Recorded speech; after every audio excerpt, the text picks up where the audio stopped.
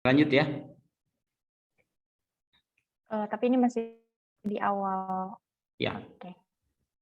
Saya next ya. Nah, ini sedikit perkenalan aja aktivitas saya sehari-hari. Kebetulan saya punya usaha juga, UMKM juga saya ini. Saya produksi aneka olahan produk lokal ya, karena saya asli Lampung. Lampung itu terkenal dengan kopi dan keripik pisang ya. Kita beri namanya Rumah Kreasi Bangsa, jadi kita produksi itu. Dan juga kebetulan saya punya startup ya, perusahaan startup namanya Datangin ID. Kita bergerak di bidang logistik saat ini dan industri kreatif digital gitu ya. Beberapa aktivitas lainnya lebih banyak kepada edukasi. Saya juga kebetulan ngajar di beberapa program Kampus Merdeka, dan kita juga lagi mengerjakan beberapa program terkait dengan Kampus Merdeka yang kita connectingkan dengan UMKM ya. Jadi mahasiswa terlibat di dalam proses pengembangan kapasitas bisnis dari pelaku usaha mikro, kecil, dan menengah. Nah, itu kita lagi desain, insya Allah bulan depan itu kita mulai running juga, gitu ya. Oke, kalau bicara tentang UMKM, ini waktu saya 15 menit ya. Nanti kita sambil diskusi aja. Bahwa ya UMKM ini penggerak ekonomi ya, karena kenapa? Sudah teruji lah ya, walaupun kondisi seperti apapun UMKM tetap bisa eksis ya. Saya sangat kerasa banget ketika awal COVID itu saya terlibat langsung di dalam membuat beberapa program bagaimana UMKM itu bisa terus bertahan bahkan bisa bertumbuh gitu ya. Di beberapa teman UMKM saya membentuk beberapa community. Karena program saya dulu adalah bagaimana membentuk klaster-klaster kecil pelaku usaha UMKM sehingga lebih mudah melakukan edukasi dan pendampingan di dalam proses pengembangan bisnis UMKM ini. Dan ini menjadi satu bagian yang penting menurut saya karena UMKM ini mereka penggerak ekonomi, tetapi secara edukasi mereka ini tidak punya edukasi yang baik di bagaimana menjalankan sebuah bisnis, bagaimana menjalankan sebuah usaha. Itu yang membuat saya dan tim terpanggil untuk mencoba membantu teman-teman dari sisi edukasi dan pendampingan. Ya. Oke, ini saya ambil dari catatan Kementerian Ekonomi bahwa tahun ini ada anggaran 455 triliun. Ini besar sekali ya untuk tahun ini untuk alokasi pemulihan ekonomi nasional yang terbagi menjadi kalau tidak salah menjadi 3 bagian ya, ada kesehatan, ada ekonomi juga ya, dan saya lebih banyak fokus ke ekonomi ya, bagaimana pelaku UMKM ini bisa memanfaatkan program-program yang sudah dibuat oleh pemerintah. Jadi permasalahannya juga sebenarnya di bawah ya, karena saya banyak bergerak di bawah. Ya mungkin kalau Pak Dian di Kadin banyak di skala makro, kalau saya ini ya bagian dorong-dorong gerobak lah di bawahnya ya. Jadi nemenin teman-teman pelaku usaha kecil berdagang ya, mengedukasi ketika mereka ada pertanyaan ya, one on one seperti itu. Jadi kantor saya itu seperti home base buat teman-teman mau belajar UMKM, kita sediakan tempat atau ruang sehingga mereka bisa bertumbuh dengan baik. Karena apa ya, satu hal yang pasti terutama yang saya rasakan di daerah, kita butuh ekosistem yang baik bagaimana UMKM ini bisa bertumbuh gitu ya, seperti itu. Nah, masalah dasar UMKM yang saya lihat berdasarkan apa yang saya alami dan teman-teman kita, ada 3 hal pokok yang menjadi PR besar yang memang belum bisa tuntas ya. Mudah-mudahan di tahun-tahun ke depan akan menjadi lebih baik gitu ya. Yang pertama adalah kebutuhan bahan baku produksi yang cukup dan terjangkau. Ini menjadi masalah juga ya sampai dengan saat ini gitu ya. Kemudian akses terhadap pasar. Ya, akses terhadap pasar, bagaimana UMKM ini pelaku usaha mikro kecil bisa punya akses yang lebih luas terhadap pasar. Sebetulnya di Indonesia sangat luas dengan 270 juta jiwa penduduk ya. Ini market yang sangat gurih. Cuman pertanyaannya siapa yang menikmati hasil dari jumlah orang yang begitu banyak yang ada di Indonesia gitu. Tentunya harusnya rakyat atau masyarakat kita pelaku usaha kecil yang juga ikut menikmati bagian dari bonus lah ya, bonus demografi juga nanti yang akan terjadi gitu ya. Yang ketiga adalah akses terhadap permodalan ya. Nah, ini juga sangat penting, apalagi di skala mikro ya. Modal mereka itu sangat-sangat kecil gitu ya. Bahkan untuk angka 1-2 juta itu sangat besar buat mereka, bisa menghidupi mereka dari hari ke hari seperti itu. Ya saya tidak tahu, mungkin beberapa teman-teman di sini ada yang pelaku usaha mikro kecil yang merasakan juga ya. Contohnya nah, seperti ini. Ini yang terjadi kalau kita bicara tentang bahan baku. Ya, bahan baku. Contohnya minyak lah ya. Minyak ini adalah salah satu bahan baku yang sangat dibutuhkan oleh UMKM. Dan ini menjadi kendala, bahkan kemarin menjadi satu isu yang luar biasa sampai dengan saat ini ya. Banyak teman-teman saya yang harus terpaksa berhenti produksi, terutama seperti keripik lah ya. Keripik itu kan nggak bisa direbus ya, bisanya digoreng gitu. Nah, ini menjadi PR gitu loh. Sampai beberapa teman produsen kita IKM itu berhenti produksi karena memang sulit waktu itu ya, sulit mendapatkan bahan baku gitu. Nah, yang terjadi sekarang barangnya ada tapi harganya menjadi sulit juga gitu buat teman-teman UMKM. Jadi PR kita sebenarnya masih banyak, bagaimana kalau di tingkat bahan baku itu adalah ketersediaan dan harga gitu. Jadi ketersediaan bahan baku ini adalah nyawanya bagi teman-teman pelaku UMKM ya. Dan kemudian dari segi harga, karena apa? Pelaku UMKM ini sangat sensitif terhadap harga. Mau naikin harga salah, nggak naikin harga salah, takut nggak laku gitu kan. Ya namanya usahanya masih skala kecil sekali gitu loh. Jadi mereka sangat-sangat tergantung dengan margin yang margin yang kecil, sekalipun mereka mau jual gitu, walaupun kalau dihitung mungkin sangat kecil sekali lah ya, mungkin hanya pendapatan dari satu kali produksi mungkin hanya 50 sampai 100 ribu gitu sekali berdagang. Dan ini menjadi satu hal yang yang terjadi di lapangan yang saya temuin gitu di UMKM yang terlibat atau berkomunikasi langsung dengan kami gitu ya. Kemudian isu yang kedua lah terkait dengan market. Nah, ini kebetulan saya dari tahun 2017 aktif di pembinaan komunitas marketplace sampai dengan sekarang. Kita sudah melakukan upaya untuk bagaimana UMKM ini bisa menjangkau pasar yang luas melalui digital. Tapi ini juga masih menjadi PR juga, dari kementerian juga sudah banyak program yang dilakukan bagaimana UMKM bisa onboarding secara digital ya.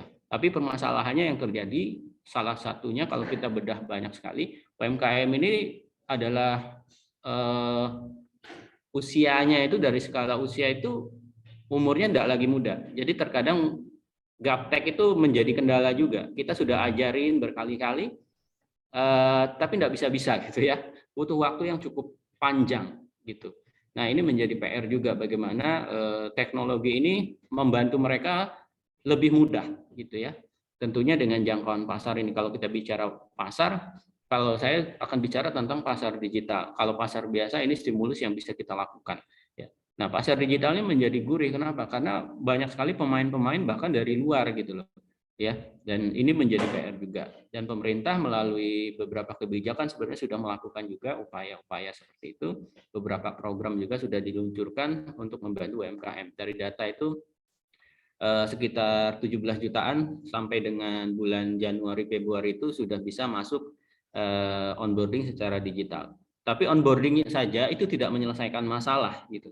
Ya, karena sekedar onboarding, sekedar tampil, tapi belum tentu mengangkat daripada bisnisnya si UMKM. Ya, ada perlu hal-hal yang dilakukan lainnya supaya benar-benar terjadi yang namanya optimalisasi di dalam penggunaan pasar digital gitu loh. Karena pemainnya juga banyak, dan saya lihat karena saya juga praktisi di dunia marketplace, penguasa-penguasa di toko-toko besar di marketplace itu ya rata-rata pemilik modal juga. Sementara UMKM hanya mendapat bagian porsi kecil saja di sana gitu.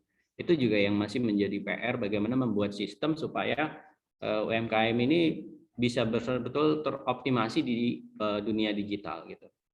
Nah, poin yang ketiga adalah yang ingin saya sampaikan adalah akses masalah permodalan, ya.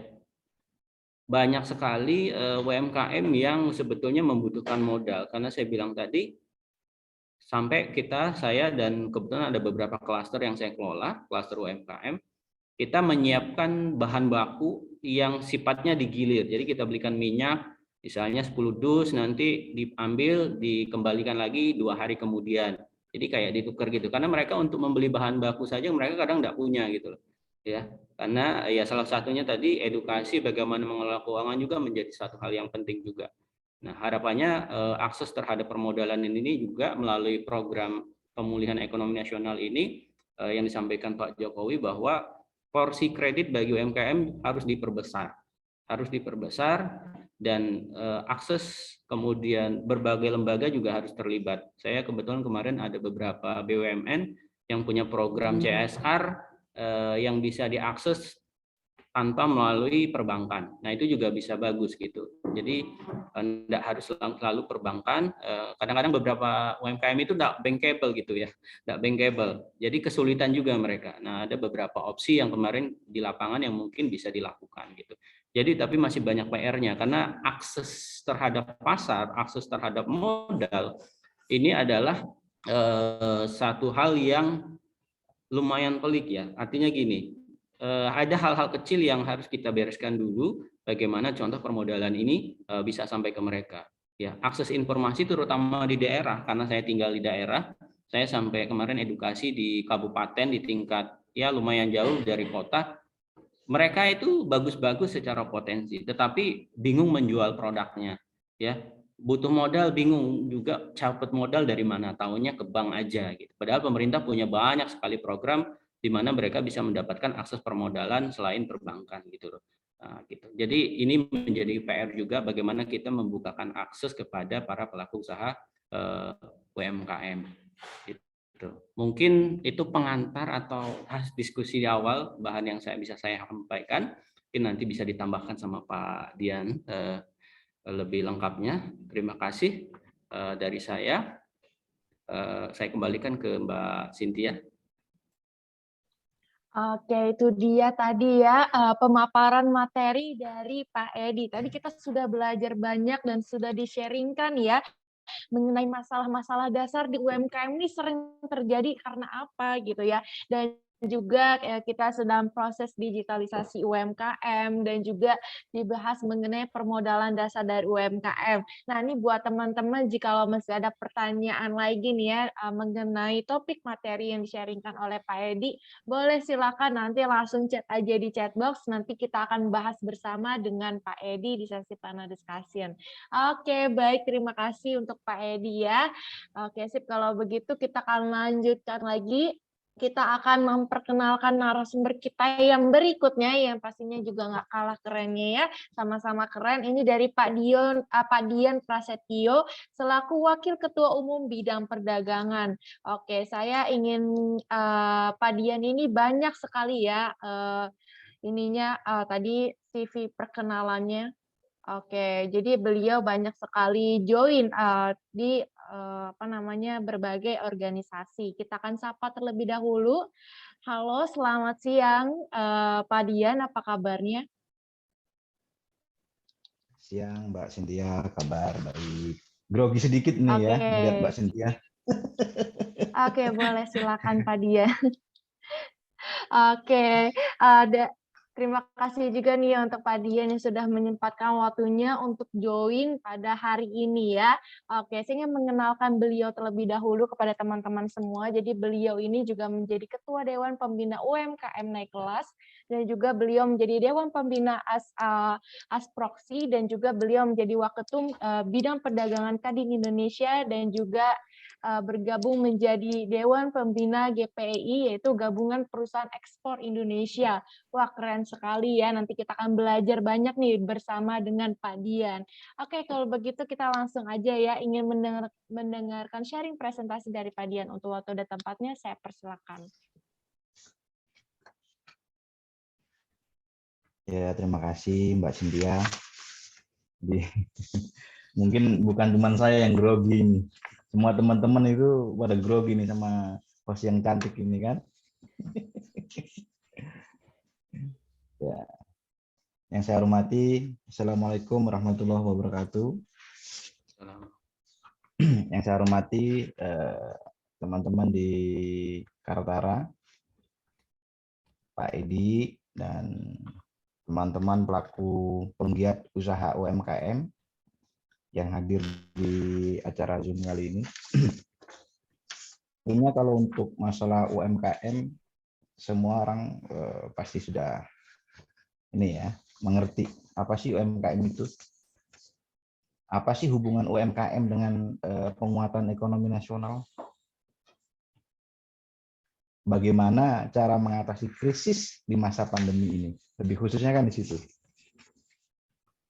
Untuk lebih lanjutnya, UMKM ini adalah kegiatan usaha masyarakat yang memang dari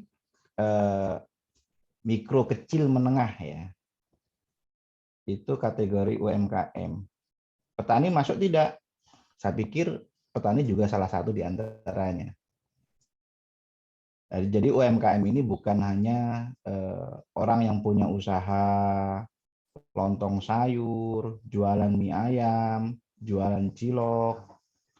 Itu bukan di situ saja, tapi mencakup segala sesuatu kegiatan masyarakat terkait dengan jual beli dengan permodalan di bawah 500 juta, itu adalah kategori UMKM.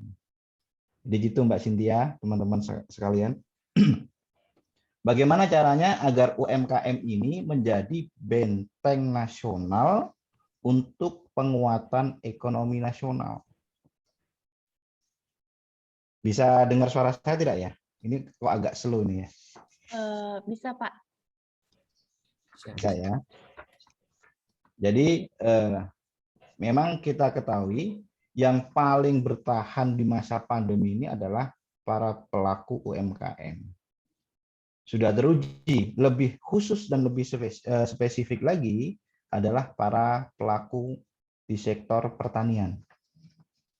Pertanian, perkebunan, itu dia tidak terdampak adanya krisis di masa pandemi ini. Nah, untuk meningkatkan UMKM, agar pendapatan masyarakat dan pelaku usaha UMKM itu meningkat, tentunya ada beberapa aspek yang perlu diperhatikan.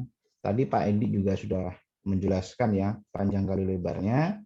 Memang bahan baku itu sebagai faktor utama untuk penggiat industri kecil ya, seperti mie, batagor, dan lain sebagainya. Yang artinya bahan baku itu terkait dengan permintaan yang sangat banyak, supply and demand-nya tidak sesuai. Apalagi di era masa seperti mau Ramadan, Lebaran, hari-hari besar, itu masalah klasik yang akan timbul. Minyak goreng enggak terlalu mahal, sebentar lagi telur juga naik, belum daging juga harga tinggi. Tapi alhamdulillah ya, di Indonesia ini setinggi apapun harga, tetap masyarakat bisa membelinya gitu loh. Itu yang perlu kita syukuri. Nah, pada intinya UMKM, teman-teman penggiat usaha harus membangun jaringan terlebih dahulu. Jaringan yang seperti apa? Nah, satu contohnya adalah jaringan ketersediaan bahan baku. Bagaimana kita mendapatkan bahan baku lebih murah? Otomatis jaringan ini yang kita bangun adalah jaringan langsung kepada produsen bahan baku itu sendiri. Di sekitar dan tidak terlalu jauh dari lokasi kegiatan usaha kita. Itu untuk jaringan bahan baku. Jaringan yang lainnya apa? Yaitu jaringan pemasaran. Jadi dalam bisnis itu yang dilihat bukan apa sih kemauan dari kita, melainkan apa sih kemauan dari pasar. Permintaan pasar itu seperti apa? Itu yang kita harus mengikuti. Kita harus mengikuti kemauan dari pasar, bukan berarti pasar mengikuti kemauan dari kita. Oh, usaha ini sesuai dengan kesukaan saya ini. Enggak bisa begitu. Yang perlu dibangun adalah kita mengerti dan bisa menangkap apa yang terjadi di pasar. Jaringan yang selanjutnya adalah ketika para pelakunya menengah ke atas, tentunya kan ada yang produsen keripik dan lain sebagainya, sabun dan lain sebagainya, itu kan harus bersaing secara internasional. Tentunya kita harus membuka jaringan internasional untuk ekspor. Saya sendiri akan bisa memfasilitasi untuk teman-teman mengekspor produk-produk dari UMKM homemade ya, tapi dengan catatan harus masuk atau sudah dioperasi terlebih dahulu. PIRT-nya harus sudah terdaftar. Nanti kita semua akan bukakan secara gamblang. Nah, salah satu contoh adalah Ketua UMKM Naik Kelas Gorontalo itu sudah kita bina dan sudah melakukan ekspor kopra ke luar negeri. Kemungkinan beliau juga hadir di sini, saya undang secara khusus. Nah, itu sebagai gerakan awal, gerakan nyata kita, UMKM itu harus dibina, harus digandeng. Digandeng bukan berarti kita hanya gandeng dengan tangan kosong. Kita harus mengupgrade pengetahuan mereka. Kita juga harus peduli dengan tingkat permodalan mereka. Bagaimana sih ketika kurangnya modal? Nah, di situ hadirlah Kadin Indonesia. Memberikan solusi yang modalnya terbatas, bisa kita joinkan dengan modal yang lainnya. Otomatis dari sisi lain, adanya persentase yang berkurang untuk berbagi dengan satu sama lainnya. Tapi itu nggak jadi soal. Yang penting produk teman-teman semua itu bisa go internasional. Yang kedua, tentu adanya klasterisasi. Klasterisasi produk UMKM. Misal ada di Bandung, itu produksi bakso aci. Nah, Bandung berarti kita klasterkan market bakso aci itu ada di Bandung. Sentral keripik buah-buah ada di Malang. Nah, kita klasterkan. Oh, berarti kalau kita mau order keripik buah, keripik apa, ini disentralkan ada di Malang. Contohnya seperti itu. Nah, klasterisasi ini penting. Tujuannya adalah untuk terkonsentrasi pada kualitas. Kualitas produk ini memang menentukan harga dan kepercayaan kepada pembeli. Di pasaran itu kalau produk kita sekali jelek itu nggak akan dipakai. Meskipun hanya satu yang cacat, yang 9-nya oke, itu tetap dianggap cacat. Itu pentingnya klasterisasi. Dengan adanya QC yang ketat, otomatis permintaan akan banyak. Nah, di situ kuantitas bisa tertambah secara otomatis dan dijamin pula dengan kualitas yang sangat baik. Selanjutnya adalah pembinaan. Pembinaan UMKM itu memang Kadin yang harus berperanan ya. Saya sendiri yang selalu muter Gorontalo, Jambi, Medan, NTB, dan lain sebagainya. Tidak lain, saya kepingin tahu dan membina teman-teman pelaku usaha UMKM. Nah, kita akan buka di Jambi, itu adalah kawasan food court terbuka, yang mana saya akan bukakan bagi pelaku teman-teman UMKM di Jambi khususnya. Spot-spot atau marketnya juga kita buatkan, lokasinya kita buatkan, tempatnya kita siapkan. Nah, teman-teman para pelaku UMKM di Jambi itu juga bisa join di sana. Dengan sistem sekarang ini gini loh, masyarakat ini jenuh.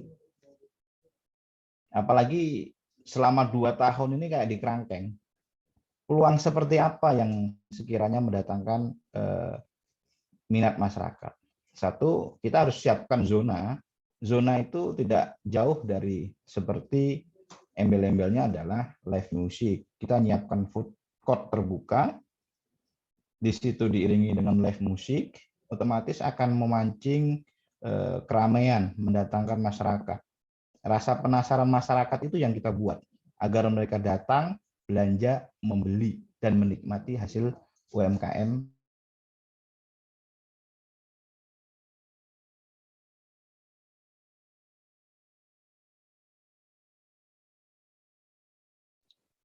Halo, Pak Dian. Ya, ini keluar sendiri. Oke, oke, baik. Untuk selanjutnya, Mbak Cynthia, perlu adanya promosi ya. Promosi disebut adalah promosi digital marketing. Digital marketing ini sangat berpengaruh untuk penjualan. Karena sekarang ini ketika kita tidak menggandeng yang namanya digital marketing, kita akan tertinggal. Karena era-era sekarang ini adalah era digitalisasi. Nah, Kartara dalam hal ini saya lihat pembinaannya mengarah ke digitalisasi. Nah, program yang dibuat oleh Kartara ini harus kita dukung penuh. Dan teman-teman para pelaku UMKM juga harus follow terus terhadap Kartara. Program apa yang akan dibangun oleh Kartara. Mungkin Kartara sedang menyiapkan seperti kayak di Play Store ya, mungkin dan sebagainya, agar untuk mempermudah teman-teman untuk promosi produk-produknya. Kita harus gabung ke aplikasi online, layanan online, ojek online yang terkoneksi secara langsung. Jadi itu juga strategi untuk penjualan dari teman-teman sekalian. Karena digital jangkauannya lebih jauh daripada kita melakukan promosi secara face to face, dari mulut ke mulut. Nah, digital marketing ini lebih kenceng ya. Secara nasional bahkan internasional bisa terakses. Mungkin dari uraian saya sedikit apa ya? Kalau saya untuk dosen sih nggak bisa jadi dosen, Pak Edi yang lebih cocok menjadi dosen untuk menerangkan ya. Pengalaman saya seperti itu. Kendala dari teman-teman pelaku UMKM memang satu yang seperti Pak Edi sampaikan adalah bahan baku. Dua, permodalan.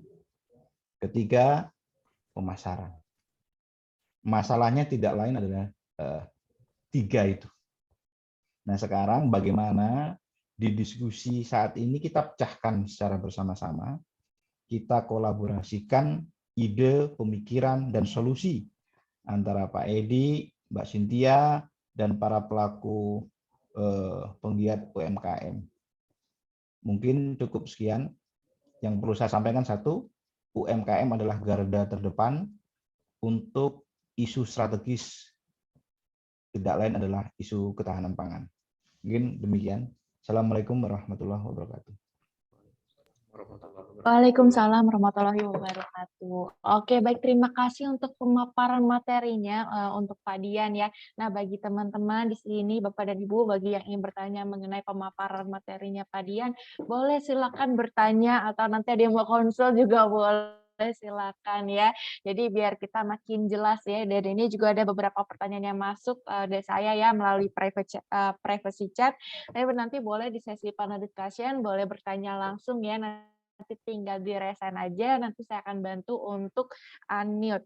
Oke deh, tapi kayaknya dari Pak Dian ini ada video ya yang ingin ditampilkan pada kita semua. Mungkin dari Pak Dian boleh ya saya izin untuk share screen, boleh? Oke, boleh. Siap, saya akan share screen. Dasarnya aja ya, dasar. Teman-teman biar belajar dari dasarnya.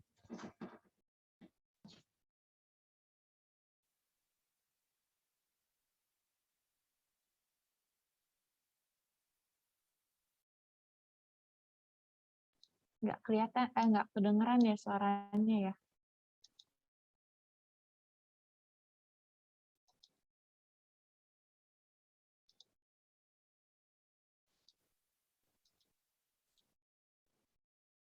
Oke, tunggu sebentar.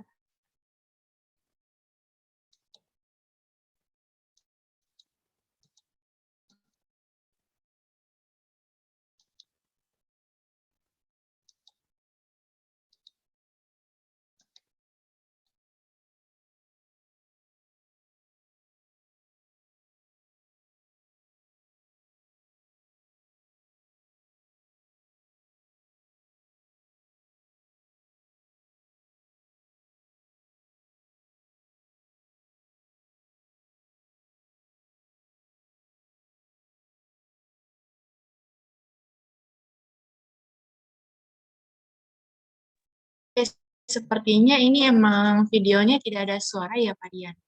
Apa laptop saya? Memang videonya nggak ada suara, itu hanya materi saja untuk teman-teman baca. Oh, oke. Berarti tidak ada suara. Saya kira ini laptop saya yang bermasalah. Oke nih, saya bantu untuk putarkan ya.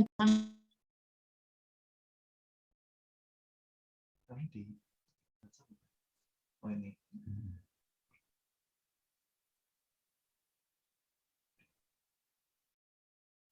Oh, udah saya screen.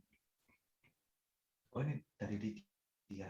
Mau di skip aja kamu ke ini karena ini agak panjang videonya. Biarin.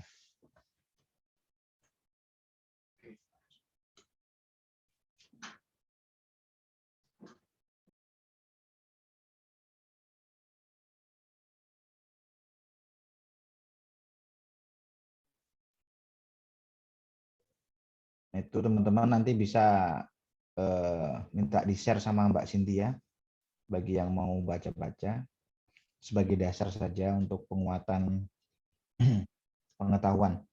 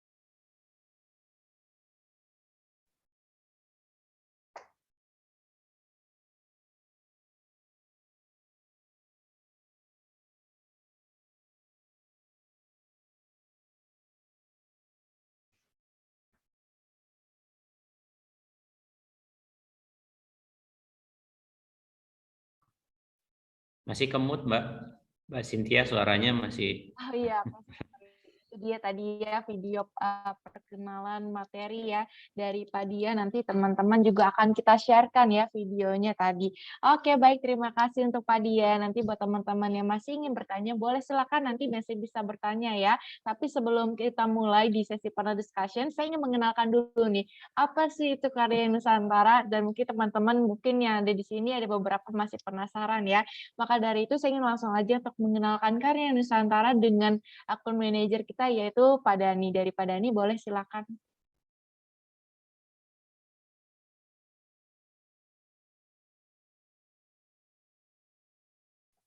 Ya, terima kasih Mbak Cynthia. Sebelumnya, thank you Mas Edi, Mas Dian atas materi yang disampaikan ya. Mudah-mudahan dapat menambah wawasan kita semua.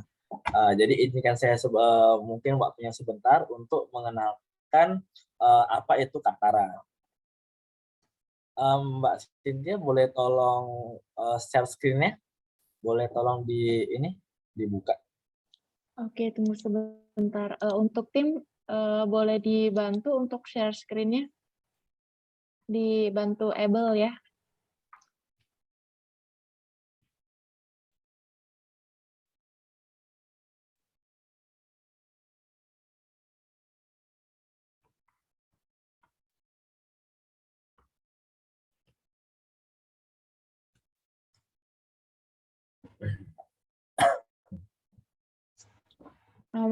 Masih belum bisa ya, Pak? Belum bisa kayaknya.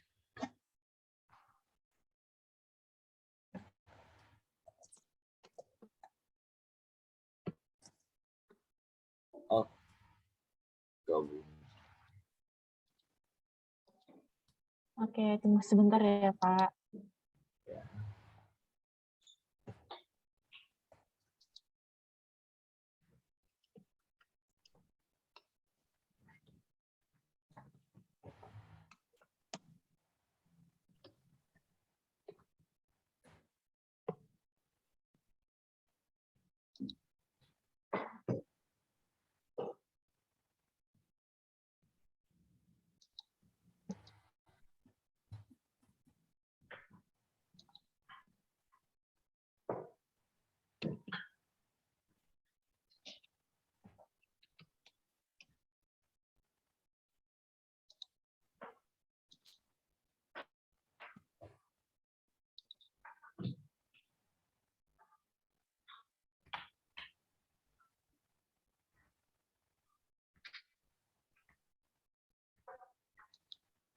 Oke, mohon maaf Pak Dhani, mungkin boleh dipresentasi tambah video dulu sambil menunggu tim Oke, kita nih bantu kabel. oh belum bisa ya. Oke, kalau gitu mungkin saya dari langsung ngomong dulu aja ya. Jadi teman-teman, Kartara ini merupakan singkatan dari Karya Nusantara. Jadi kita merupakan sebuah platform e-commerce atau luncurkan sebagai bentuk dukungan kita terhadap pemerintah dengan gerakan nasional Bangga Buatan Indonesia. Jadi dalam hal ini Kartara hadir untuk membantu teman-teman UMK dalam memaksimalkan publikasi, promosi, serta penjualan produk teman-teman UMK nih ke seluruh pelosok Nusantara. Jadi yang seperti yang kita tahu, belakangan ini kan 1-2 tahun ini pemerintah itu lagi gencar-gencarnya untuk memajukan UMKM. Nah, jadi harapannya kita dapat membantu teman-teman masuk ke mungkin kalau dalam hal ini Kartara lebih berfokus pada pasar di government atau pemerintahan.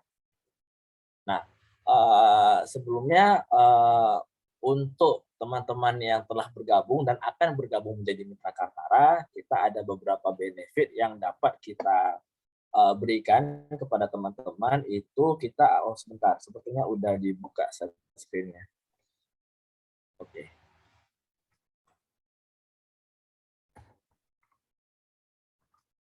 Oke, nah jadi tadi beberapa benefit yang saya sampaikan itu adalah salah satunya kita rutin mengadakan webinar dan pelatihan-pelatihan dengan topik-topik seputar UMK ya, dan skill-skill yang tentunya dapat menambah wawasan teman-teman. Terus kita juga rutin setiap minggunya kita akan ambil satu produk mitra kita akan bantu review ya, kita akan bantu promosiin di sosial medianya kita, baik itu di Instagram, di Facebook, di blog kita. Nah, kita akan ambil sekaligus kita akan mengenalkan mitra tersebut gitu. Jadi kita akan membantu mempromosiin teman-teman dan produk teman-teman.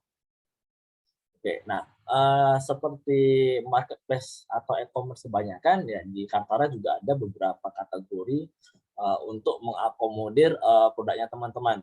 Jadi kita ada dari perlengkapan kantor, peralatan rumah tangga, olahan kuliner, produk kreatif, industri fashion, jasa, sampai furniture. Oke, nah ini berhubungan dengan yang tadi saya bilang di awal bahwa kita hadir untuk membantu pemerintah memajukan UMKM.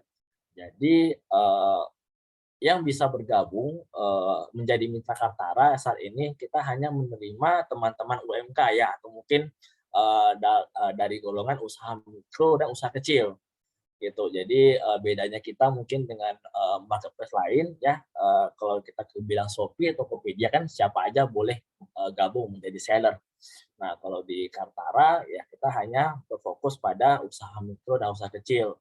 Dan untuk produk yang bisa ditransaksikan itu hanya produk dalam negeri saja. Jadi kita tidak bisa bertransaksi produk luar negeri atau produk impor di Kartara. Oke. Nah, adapun kita ada satu program ya yang mungkin sangat membuka peluang bagi teman-teman, itu ada namanya Bela Pengadaan. Mungkin teman-teman ada yang sudah pernah dengar, ada yang belum. Teman-teman mungkin boleh catat URL-nya itu di belapengadaan.lkpp.go.id. Di situ mungkin teman-teman bisa lihat lebih jelasnya apa sih itu bela pengadaan. Nah, jadi di sini di program ini ya Kartara itu merupakan salah satu agregator atau partner resminya pemerintah di program ini. Nah, mungkin boleh saya singkat, sebenarnya Bela Pengadaan itu merupakan program pemerintah untuk mendukung UMK go digital melalui proses belanja langsung yang bernilai paling tinggi Rp50 juta per transaksi. Jadi mungkin gampangnya gini, teman-teman boleh lihat Bela Pengadaan itu seperti Shopee atau Tokopedia-nya khusus pemerintah. Jadi di Bela Pengadaan ini yang akan menjadi pembeli adalah seluruh instansi-instansi pemerintahan ya, baik itu di kementerian ya, kementerian pusat, daerah, terus kantor-kantor dinas di pusat dan daerah ya, dinas kesehatan ya, pokoknya seluruh instansi dan kantor pemerintahan itu akan yang menjadi pembeli di Bela Pengadaan. Nah, Adapun yang dimaksud dengan transaksi paling tinggi 50 juta adalah per transaksi di bela pengadaan itu punya limit maksimal 50 juta per transaksi ya, atau per invoice. Nah, jadi yang menjadi penjual di sini adalah teman-teman UMK yang telah tergabung menjadi mitranya agregator bela pengadaan, salah satunya Kartara. Jadi teman-teman yang bergabung ke Kartara menjadi mitra itu punya kesempatan untuk join ke program bela pengadaan, menjadi penjual. Jadi bisa menjajakan produknya ke sektor pemerintahan.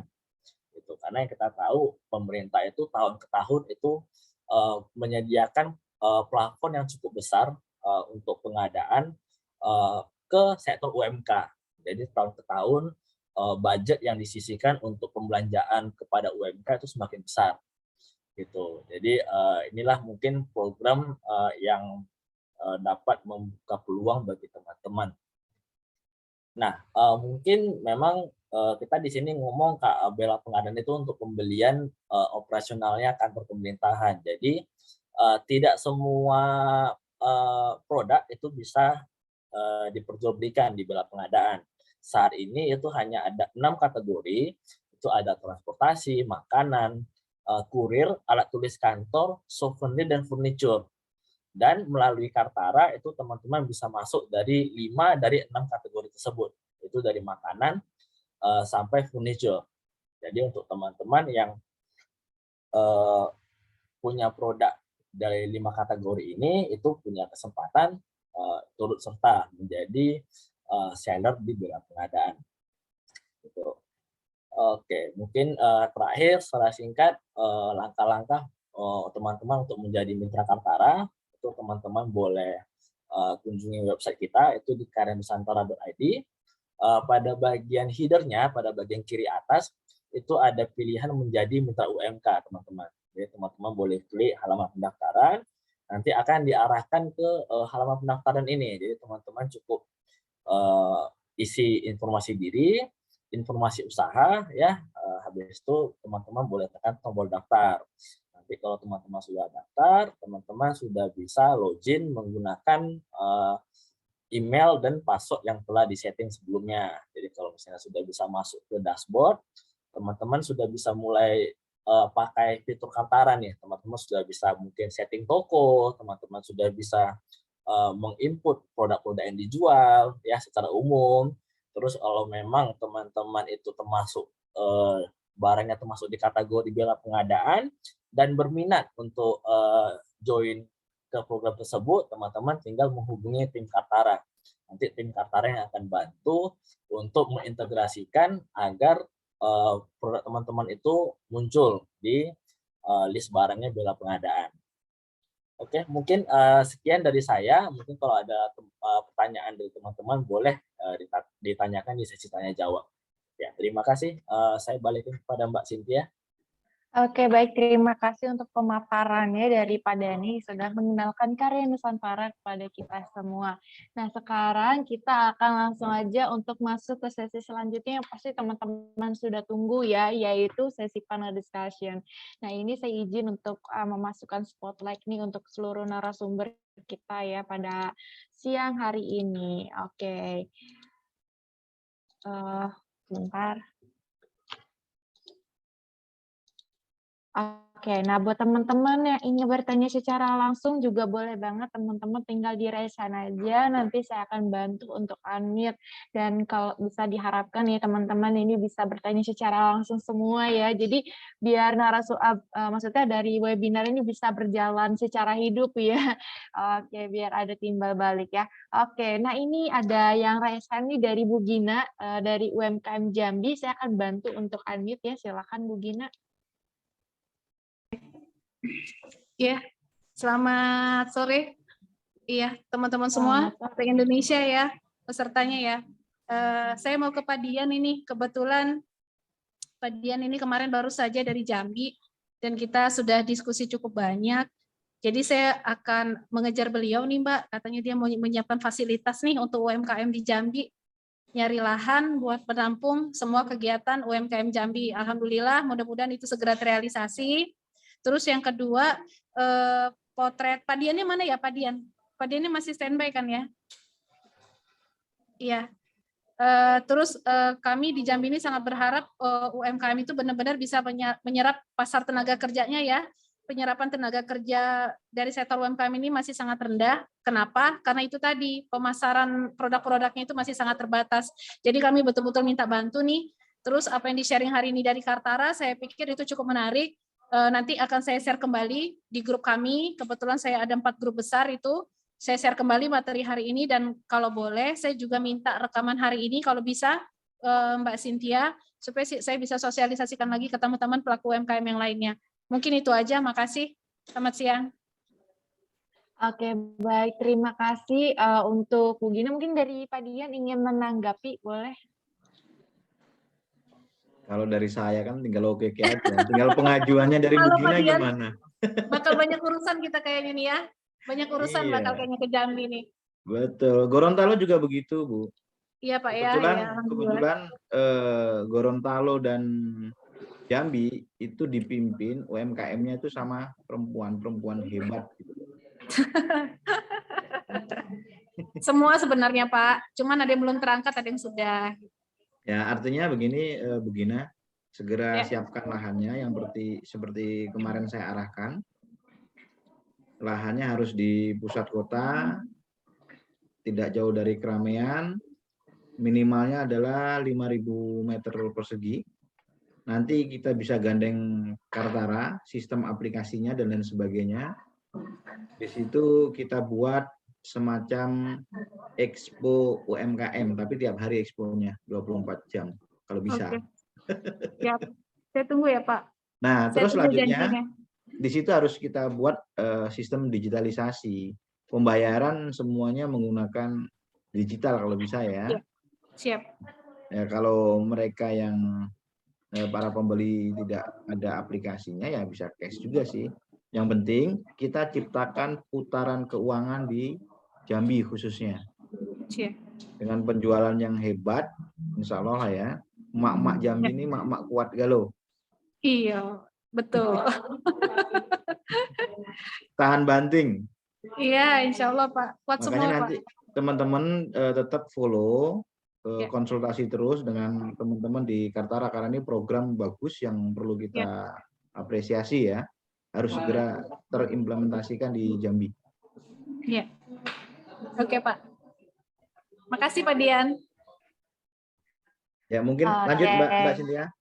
Oke, thank you ya untuk Bu Gina. Nah, buat teman-teman yang masih bertanya secara langsung juga boleh banget. Teman-teman silakan di-raise hand aja, nanti akan saya bantu untuk unmute ya. Oke. Sip, kalau begitu kita akan lanjutkan. Ini ada beberapa pertanyaan yang masuk ke saya ya.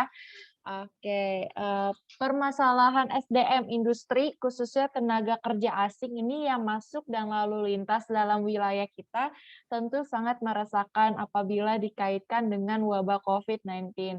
Saya selaku warga Sultra menyikapi rencana pemerintahan pusat yang memaksakan masuk pekerja asing di saat wabah COVID-19 melanda. Seharusnya pemerintah saat ini harus menyiapkan rencana tanggap darurat bencana terkait protokoler keamanan tenaga kerja asing tersebut. Bagaimana sikap para narasumber sebagai praktisi bisnis industri dalam menyikapi hal tersebut di atas? Terima kasih. Mungkin boleh dari kita bergantian ya, dari Pak Edi terlebih dahulu, boleh silakan. Ya, terima kasih. Terkait apa ya, isu-isu kesehatan dan dari ketenaga kerjaan ini memang kita merujuk kepada peraturan yang telah dibuat oleh pemerintah ya. Tentunya pemerintah juga sudah melakukan antisipasi terkait hal-hal tersebut. Saya tidak tahu kebijakannya di sana, karena itu juga terkait dengan kebijakan di daerah masing-masing juga, gitu ya. Kalau di tempat saya kebetulan sampai saat ini sih tidak terlalu banyak isu terkait dengan tenaga kerja asing gitu. Mungkin Pak Dian yang lebih paham ini, yang suka keliling-keliling gitu ya. Jadi dari saya seperti itu. Oke, baik. Terima kasih untuk jawabannya Pak Edi. Mungkin dari Pak Dian ada tambahannya? Ya, jadi begini. Apapun kebijakan pemerintah, itu tentunya sudah ada pertimbangan khusus ya, diskusi yang sangat panjang. Mungkin ada pertimbangan karena syarat dari investasi yang masuk ke dalam negeri harus melibatkan tenaga kerja dari negara mereka. Itu diantaranya mungkin syarat mereka investasi ke Indonesia. Dalam hal itu, kita jangan menyikapi itu adalah secara negatif ya. Kalau saya menyikapi itu ke hal yang positif saja. Wah, berarti ini ada peluang baru nih. Peluang baru dan pasar baru. Nah, tinggal teman-teman mengemasnya dengan kreativitas yang lebih menarik ya. Kalau misal orangnya dari China kan, berarti mereka otomatis akan minimalnya mengkonsumsi makanan-makanan yang dari negaranya apa. Kan nggak mungkin mereka mau makan tiap hari harus stok makanan dari Cina ke Indonesia. Nah, itu peluang yang sangat bagus. Apa yang jadi kebutuhan market? Ya, kita harus segera rebut. Kita jangan kebawa kategori, waduh, ini orang-orang asing nih datang ke sini nih, kerja di sini nih, lapangan pekerjaan kita nih direbut nih. Dari sisi lain, ya betul. Tapi dari sisi lain, itu adalah peluang yang sangat menarik bagi teman-teman, para pelaku usaha UMKM.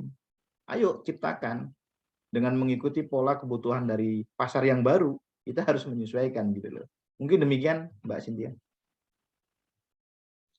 Oke, baik. Terima kasih untuk tambahannya dari Pak Dia. Oke, kita akan melanjutkan dulu nih untuk pertanyaan selanjutnya ya. Oke, untuk pertanyaan selanjutnya mungkin bisa dijawab oleh Pak Dani. Apa bisa untuk produk rumahan bisa masuk ke dalam platform Kartara? Contoh produk makanan ringan seperti keripik di mana produk tersebut belum memiliki izinnya atau ada syarat-syarat yang harus dipenuhi terlebih dahulu. Oke, mungkin dari Pak Dani boleh dibantu untuk menjawab. Oke, mungkin saya bantu jawab. Jawabannya bisa. Jadi sebenarnya di Kartara itu ya semua produk bisa dijual ya selama itu produk dalam negeri. Nah, mungkin pembedanya adalah pada saat kita import produk, mungkin ada beberapa informasi yang ada kolomnya nih. Contoh, apabila sudah ada izinnya, logo halal, MUI itu semua ada kolom-kolomnya. Nah, kalau memang produk kita itu belum ada ya kita tidak usah isi aja. Jadi pada saat orang lihat produk kita itu kan muncul informasinya. Nah, paling di sana aja sih. Mungkin dari produk kita tuh apakah sudah ada izinnya, sudah ada BPOM-nya segala macam. Tapi pun kalau tidak ada pun tetap bisa diperjualbelikan di platform kita. Mungkin semoga menjawab. Oke, baik. Terima kasih untuk jawabannya dari Pak Dani. Oke, kita akan melanjutkan lagi ke pertanyaan selanjutnya. Apakah bisa nih, bagaimana ya langkah-langkah konkret yang dapat dilakukan untuk normalisasi industri otomotif akibat COVID-19? Oke, mungkin boleh dibantu jawab dari Pak Dian terlebih dahulu, boleh silakan. Ya, kalau industri otomotif sepertinya agak kegeser ya. Karena zaman ini akan selalu upgrade, teknologi akan selalu di-upgrade. Sekarang ini berbasis ramah lingkungan yang dikejar oleh semua negara.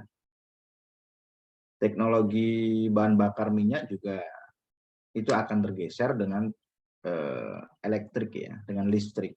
Jadi ya kita harus mengikuti.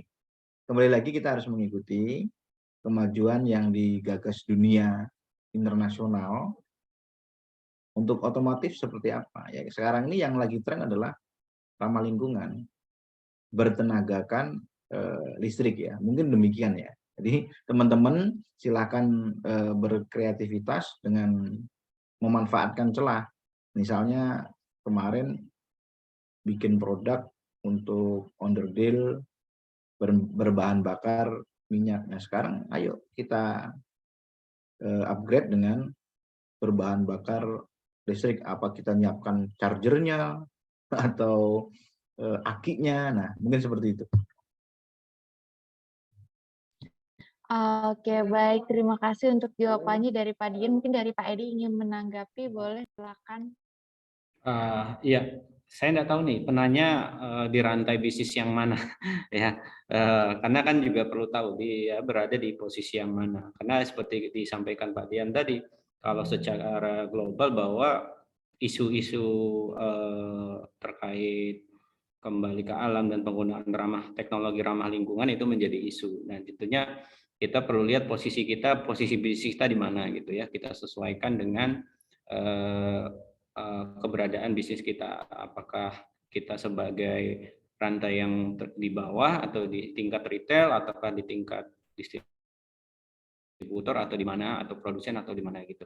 Jadi perlu dilihat juga, tapi memang perkembangan trennya memang seperti itu sekarang yang disampaikan Pak Dian tadi. Kalau dalam kita bicara tentang bisnis, ya bisnis harus bisa berinovasi gitu ya.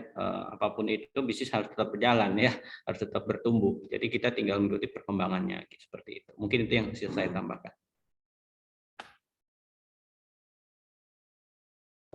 Oke, baik. Terima kasih untuk tanggapannya dari Pak Edi. Kita akan lanjutkan lagi ke pertanyaan selanjutnya ya. Oke, ini mungkin ingin bertanya kepada Pak Dian. Saya produksi ceriping getuk. Gimana syarat dan tahapan bisa ekspor ya, legalitas, kemasan, sertifikasi, dan lain-lain. Oke, mungkin boleh dari Pak Dian, boleh silakan. Ya, ini pasti ini dari Magelang nih. Keripik getuk itu biasanya produksi Magelang ini.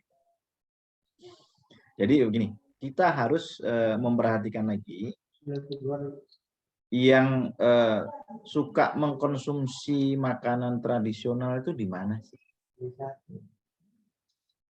Tentunya kan di Indonesia, otomatis tempatnya kan khusus. Kita lebih kemana gitu loh. Kalau untuk market luar negeri kita bangun, tetap kita akan bangun komunikasi. Cuman kan orang luar negeri harus tahu apa sih getuk itu, kan gitu. Jadi kita harus menjelaskan dulu produk yang kita jual. Getuk itu makanan apa, terbuat dari apa, proses pembuatannya seperti apa, higienis atau tidak, ya kan? Nah, seperti itulah tahapan awal yang harus ditempuh oleh teman-teman para pelaku industri rumahan ya. Terus yang kedua adalah label halalnya, sertifikasi halalnya harus memang ada. Yang selanjutnya izin Badan POM-nya juga harus diperhatikan, PIRT-nya, dan lain sebagainya. Karena itu mempengaruhi pemasaran kita. Ketika kita pasarkan di dalam negeri, PIRT, izin POM-nya tidak ada, juga nanti akan menghambat dari sisi penjualan. Legalitas secara administrasi itu penting. Insya Allah kita akan bangunkan market online nanti bersama Kartara. Saya perlu diskusi yang lebih dalam ini dengan Kartara. Apa sih Kartara itu? Apa yang bisa dikolaborasikan antara Kartara dengan Kadin Indonesia? Ayo nanti kita bangun demi teman-teman para pelaku UMKM. Mungkin demikian. Oke, baik. Terima kasih untuk jawabannya Pak Dian. Mungkin dari Pak Edi ingin menanggapi, boleh silakan.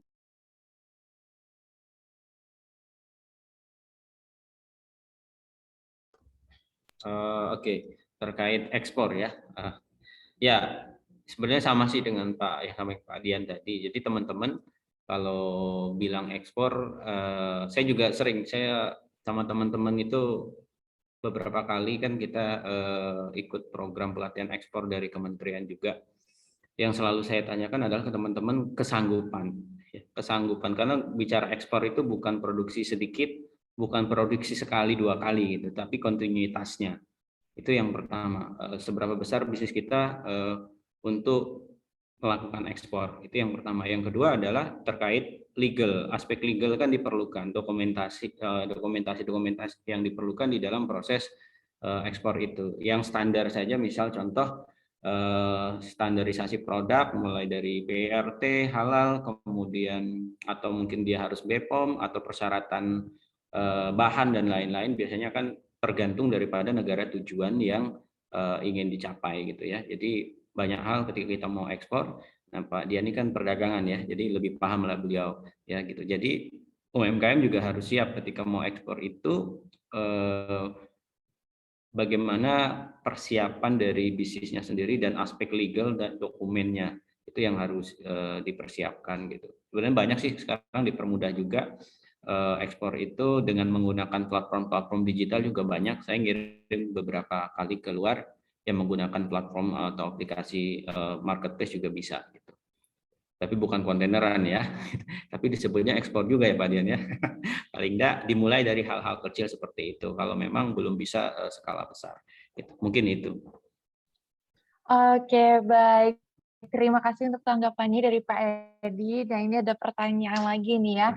Seperti yang kita tahu, pandemi ini akan berganti menjadi endemi. Apakah sudah ada rencana atau step-step selanjutnya, baik dari pemerintah atau dari Kadin ya, mengenai dari UMKM Indonesia ini, program-programnya? Oke, boleh silakan dari Pak Dian. Baik, kalau programnya memang kita harus punya pilot project ya.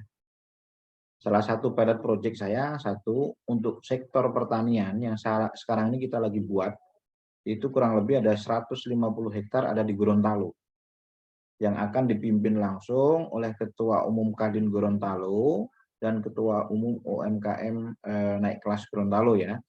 Jadi kita bikin kawasan terpadu, yang saya sebut adalah zona pertanian terpadu smart farming. Di situ kita bidik apa sih komoditi yang menjadi defisit di negara ini. Di antaranya adalah kebutuhan jagung ya. Nah, teman-teman di sana lagi kita genjot untuk industri pertaniannya untuk ditingkatkan untuk varietas jagung ya. Dan di sekelilingnya kita terpadukan dengan kawasan penggemukan sapi. Itu salah satu pilot project untuk Gorontalo. Makanya saya klasterkan. Dan untuk di Jambi, dengan Bu Gina sebagai Ketua Umum UMKM Naik Kelas Jambi, saya akan siapkan lokasi bersama dengan Kadin Jambi juga, beserta UMKM Naik Kelas Jambi juga, untuk bikin satu kawasan yang terbuka, terpadu, yang dapat menarik perhatian masyarakat untuk meningkatkan daya beli dan meningkatkan penjualan. Jadi kita bentuk kelompok bersama, binaan dari teman-teman semua, ya kita fasilitasi, kita siapkan gerobaknya, kita siapkan lahannya, kita siapkan marketnya, untuk promosi nanti ya kita sama-sama lah. Jadi apalagi ada event itu didukung oleh pemerintah daerah, insya Allah untuk masa pandemi yang 2 tahun kita hilang terbuang sia-sia, insya Allah kali ini kita mulai start ya. Tapi tentunya harus ada pilot project-nya yang sebagai bahan percontohan. Jambi itu penting. Nah, tinggal teman-teman yang lain. Di antaranya satu di Medan. Ini ada Ibu Intan. Beliau ini juga penggiat pelaku UMKM yang memproduksi teh andaliman. Nah, ini adalah teh yang cukup unik ya. Teh tapi bukan teh gitu ya. Dia seperti merica dari andaliman yang rasanya juga cukup bagus sekali, beraroma jeruk. Nah, seperti itu yang harus kita bina. Untuk Ibu Intan nanti kita akan kembali kurasi yang terlebih lanjut. Produk yang kita klasterkan untuk UMKM Medan, Sumatera Utara adalah produk unggulan teh andaliman. Itu mau saya jadikan sebagai pilot project. Setelah ada tanaman baru anggur, yang mana buah anggur ini bibitnya dari luar negeri yang akan kita kembangkan di daerah Sumatera Utara. Mungkin sedikit kesempatan Mbak Cynthia, saya meminta Ibu Intan agar sedikit apa sih produk yang Ibu Intan produksi seperti apa, agar teman-teman lain juga bisa mendengarkan, berbagi pengalaman. Mungkin begitu Mbak Cynthia.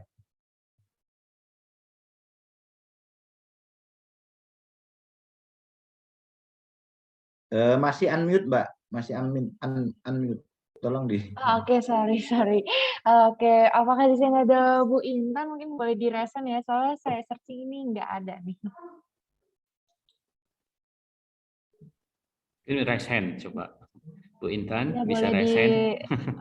di raise hand aja. Soalnya saya searching nama Bu Intan ini nggak muncul. Itu ada belum diamond itu. Di unmute Bu, Oh, Bu. oke. Di unmute. Dari tim boleh dibantu untuk di unmute. Itu ada. Nah, itu. Oke, sudah. Ya. Terima kasih. Selamat sore semua. Ya, terima Sore. kasih buat Pak Dian yang memberikan kesempatan bagi saya. Yang pertama, saya bersyukur sama Tuhan pada saat pandemik 2020, saya mendapatkan satu pengembangan daripada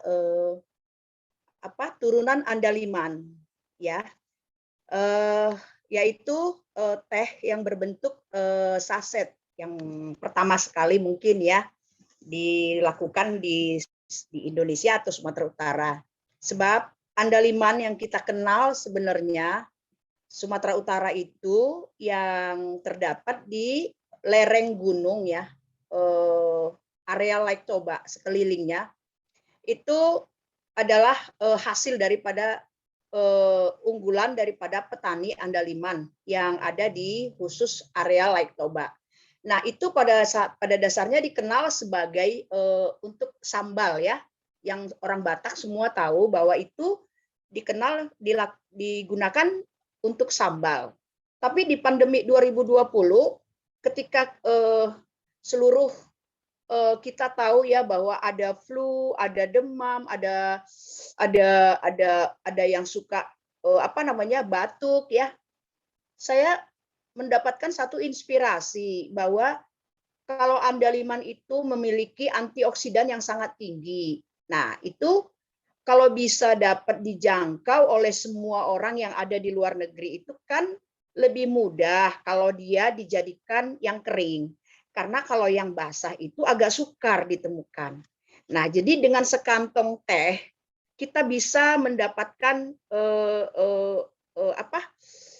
untuk yang ada di luar negeri itu lebih mudah. Nah, jadi dengan adanya seperti itu pemikiran saya, kemudian saya melakukannya dengan pengolahan yang begitu seperti yang dikatakan tadi oleh Pak Dian tadi, yang harus memang dia higienisnya yang begitu harus lebih diutamakan ya. Proses untuk pembuatannya itu memang nggak mudah, tapi terlihat mudah, tapi sesungguhnya nggak mudah karena cara kita untuk mengolahnya itu memang sangat pakai step 1, step 2, step 3. Sementara kita melakukannya secara manual masih. Kita masih secara manual. Tapi syukur alhamdulillah ya, kita sudah mulai dengan skala kecil, kita sudah masuk untuk ke Australia ya, ada pengiriman sudah ke Australia, juga ke Singapura ya.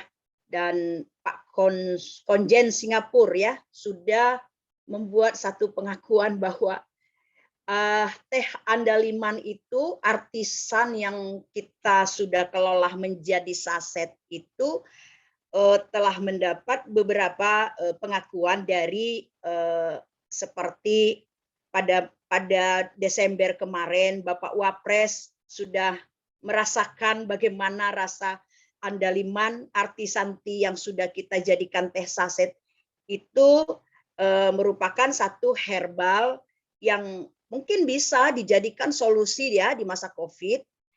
Secara laboratoriumnya dari peneliti juga sudah mengatakan bahwa andaliman dapat dijadikan menjadi satu pengobatan untuk penyakit kanker usus besar. Nah, itu dia. Nah, namun pada saat ini juga kita terus melakukan pengembangan dalam penelitiannya. Kita bekerja sama dengan dokter saraf. Sebab apa? Kita kenal kalau andaliman itu kan kalau kita makan ada memiliki rasa getir di bagian lidah. Nah, lantas kita berkomunikasi dengan para medis juga seperti ahli saraf bahwa di bagian saraf lidah ini ada yang bisa dapat membantu kesehatan kita di bagian saraf otak. Namun itu semuanya masih dalam KIP ya. Sebab apa? Sebab kita juga masih harus persiapan di satu sisi juga dengan seperti yang dikatakan Pak Dian tadi bahwa kita harus memiliki legalitas yang lengkap kalau kita ingin untuk kelanjutan daripada ke pasar internasional. Nah, seperti itu. Namun saya sangat bangga juga ketika Pak Dian boleh ingat saya, ya, karena Pak Dian sendiri sudah pernah ke tempat produksinya, tapi kita berharap semoga Pak Dian bisa datang lagi. Seperti itu. Terima kasih buat kita semua. Oke, terima kasih Bu Intan. Wah, saya kenal Iya, sekali ya sama-sama. itu ya, Andaliman ya, soalnya saya orang Medan nih. Oke deh, sip kalau begitu. Nanti mungkin untuk informasi selanjutnya boleh nanti silakan hubungi Bu Intan ya. Oke, sip kalau begitu saya izin untuk remove spotlight kembali ya Bu Intan. Kita akan lanjutkan lagi pertanyaannya selanjutnya. Ini ada pertanyaan untuk Pak Edi ya.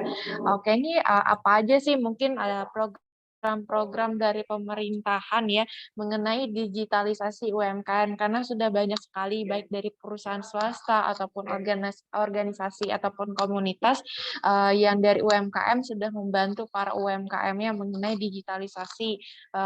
Contohnya seperti mengadakan webinar-webinar seperti itu. Mungkin boleh dibantu jawab dari Pak Edi, boleh silakan. Oke, terkait program onboarding itu, kalau bicara program betul banyak sekali yang sudah melakukan dari komunitas-komunitas. Saya sendiri secara komunitas dari tahun 2020 kemarin kita sudah melakukan onboarding juga secara mandiri.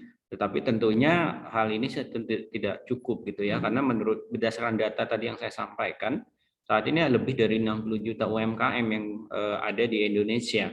Ya, menurut data Kementerian Koperasi UMKM, dan yang baru onboarding itu baru 17 juta, sekitar 17 juta gitu. Berarti masih ada banyak sekali yang belum digital. Itu kenapa pemerintah masih terus menggalakkan program transformasi digital, baik melalui banyak sekali sebetulnya dari Kementerian Koperasi, Kemenperin, Kominfo, dan beberapa kementerian lain juga melakukan upaya untuk membantu UMKM ini untuk onboarding digital. Supaya apa? Supaya mempercepat teraksesnya pasar digital bagi semua UMKM yang ada di Indonesia gitu. Jadi masih terus berjalan dan saya rasa masih banyak PR-nya. Saya kebetulan di startup saya juga membantu melakukan transformasi digital juga secara mandiri, berkolaborasi dengan beberapa startup nasional juga. Kalau saya masih kelola yang lokal, tapi startup nasionalnya yang kita gandeng. Misalnya seperti Kartara gitu kan, startup e-commerce nasional, biasanya untuk akuisisi atau pengenalan di tingkat lokal itu gandeng dengan salah satu perusahaan startup yang kita miliki di Lampung gitu, supaya mempercepat, karena kita punya database yang lumayan banyak. Kita berharap penggunaan e-commerce atau marketplace ini, pemerintah juga punya ya pasar digital namanya Padi UMKM gitu. Jadi kita serang dari semua arah lah ya, supaya teman-teman itu nanti ketemu di mana sih market yang bisa menerima produk saya, seperti itu. Mungkin itu Mbak Cynthia. Oke, baik. Wah, sekian tadi pertanyaan dari teman-teman. Aduh, kenapa sih nanyanya harus private ya? Aduh, pengennya sih dari saya tadi pengen bisa resign nih dari teman-teman. Mungkin nanti next ya.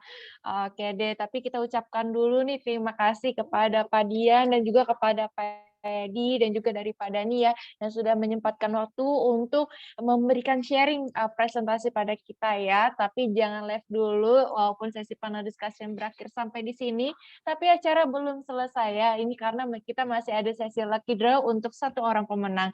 Hadiahnya ini ada goodie bag dari Karya Nusantara. Dari tim boleh bantu untuk ditampilkan. Oke, nanti jika namanya yang muncul boleh nanti langsung di resign aja atau nanti di chat box ya. Oke, silakan langsung aja di spin tim.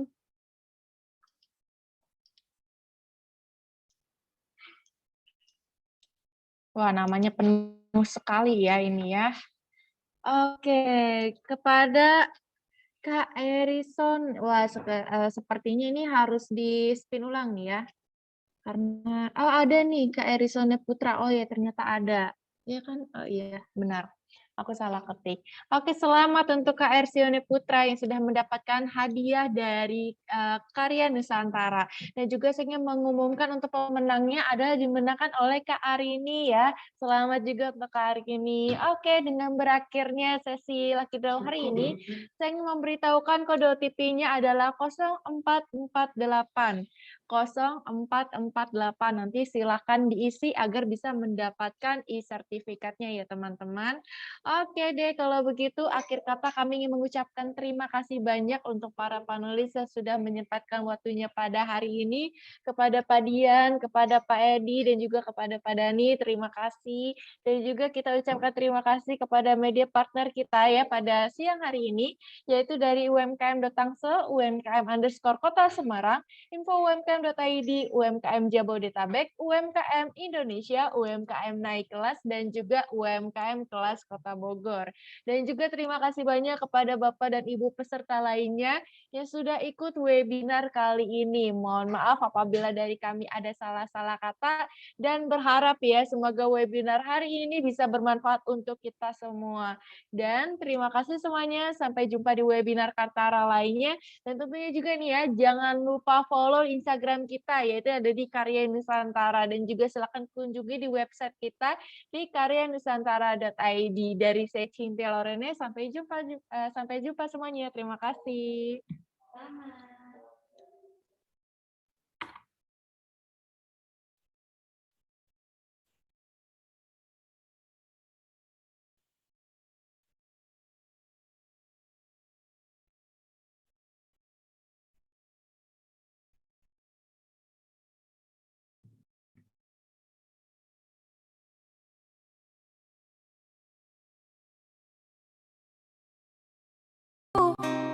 Dan tak akan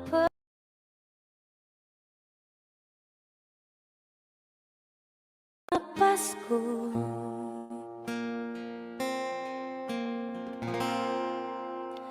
Aku mau mendampingi dirimu. Aku mau cintai kekuranganmu. Selalu bersedia bahagiakanmu. Apapun terjadi, ku janjikan aku ada.